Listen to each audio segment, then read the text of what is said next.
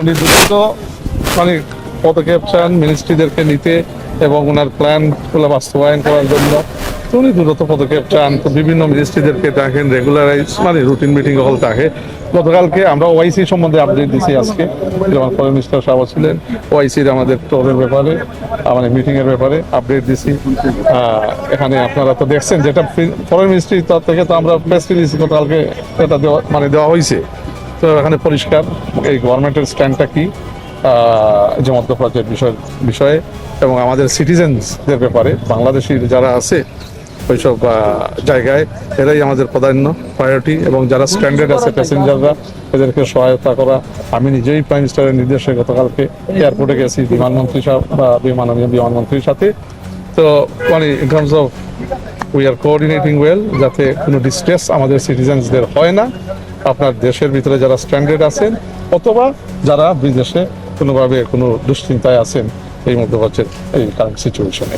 আর এছাড়া এমনি মধ্যপ্রাচ্য পরিস্থিতির প্রেক্ষিতে আমাদের দেশের উপরে কি ধরনের প্রভাব পড়তে পারে, বিশেষ করে জ্বালানি সংকট সহ বিভিন্ন এই ব্যাপারে কোনো নির্দেশনা আছে কিনা বা অন্যান্য প্রসঙ্গেও? না, এট দ্য মুভমেন্ট আমাদের মানে যে স্টক আছে বা ইয়ে আছে মানে এটা নিয়ে কোনো মানে তেমন অসুবিধা হবে না।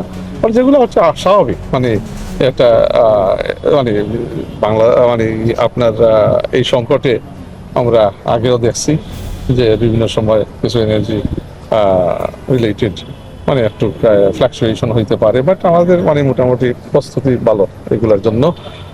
এগুলা নিয়ে কোনো মানে তেমন শঙ্কিত কিছু নাই। আর আপনার মূলত হচ্ছে যে আমরা চাই এই ডিএসকেলেশন হোক এই সমস্যা ডিপ্লোমেসির মাধ্যমে। আমরা আহ্বান জানাচ্ছি ইন্টারন্যাশনাল কমিউনিটির মধ্যে। আমরা একটা অংশীদার হিসাবে বাংলাদেশ একটা গুরুত্বপূর্ণ দেশ এখন জিওপলিটিক্যালি, এবং আমাদের অনেক লোকজন মধ্যপ্রাচ্যে কর্মস্থলগুলো তাদের অনেক কর্মসংস্থান আছে। তো এখানে মেইনলি হচ্ছে আমাদের সিটিজেনদের মানে সিকিউরিটি মানে প্রাধান্য দেওয়া এবং তাদেরকে সহায়তা করা যাতে তারা কোনো ডিস্ট্রেস ফেস না করে, এবং যারা আমাদের স্ট্যান্ডার্ড প্যাসেঞ্জার আছেন এখানে আমরা সহায়তা দিচ্ছি তাদেরকে, যেমন যারা বিভিন্ন কাজের জন্য যাচ্ছে তাদের ভিসা হয়তো মেয়াদ এগুলো এক্সটেন্ড করা। তো আমরা ডিপ্লোম্যাটিক কমিটির সাথে আলাপ করছি যে দেশগুলো আছে যেখানে কাজে যাচ্ছেন আমাদের লোকজন। সো ইনশাল্লাহ মানে আমরা আন্তরিকভাবে দেখেন এই সরকার হচ্ছে জনগণের সরকার। 2/3 ভোটে জনগণের ভোট দিয়ে আপনার ম্যান্ডেট দিয়ে তারা এখন সবকে প্রাইম মিনিস্টার করছে। আমরা সবসময় জনগণের পক্ষে, আমরা সবসময় জনগণের মাঝে। আমাকে উনিও ধরেন ইফতারের মানে বোধহয় 15 মিনিট আগে বললেন অ্যাডভাইজার তুমি তাড়াতাড়ি যাও এয়ারপোর্টে বিমানমন্ত্রীর সাথে, ইফতার তোমার ইম্পর্টেন্ট, আমার স্ট্যান্ডার্ড প্যাসেঞ্জার সামনে ওখানে যাও, ওখানে গিয়ে মানে পরিদর্শন করো, দেখো মানে দের ওকে, তাদের কোনো ডিস্ট্রেস থাকলে এটা যাতে আমরা ইমিডিয়েটলি মানে অ্যাড্রেস করি। আপনারা দেখছেন আমরা ইন্টারমিনিস্ট্রিয়ালভাবে একটা কোঅর্ডিনেশন হয়েছে প্রাইম মিনিস্টারের নির্দেশে, যেখানে প্রবাসী কল্যাণ মন্ত্রণালয় অনেক অ্যাকোমোডেশন অ্যারেঞ্জ করছেন।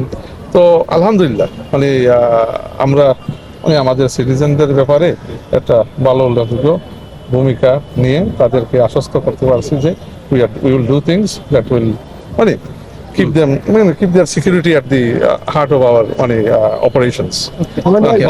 মধ্যপ্রাচ্যের এই পরিস্থিতিতে আমাদের এইখানে সম্ভাব্য যে ধরনের সংকট হতে পারে তা নিয়ে মাননীয় প্রধানমন্ত্রী আপনাদেরকে কি ধরনের নির্দেশনা দিয়েছেন? তো অন্যান্য মন্ত্রণালয়ের ডিপার্টমেন্টাল আলোচনা আমি আপনাদেরকে জাস্ট ফরেন মিনিস্ট্রি এটা পিকচার আমি শেয়ার করলাম, ঠিক আছে? আমি ফরেন মিনিস্ট্রি রিলেটেড ম্যাটারে আপনাদেরকে জাস্ট এটা আপডেট দিলাম।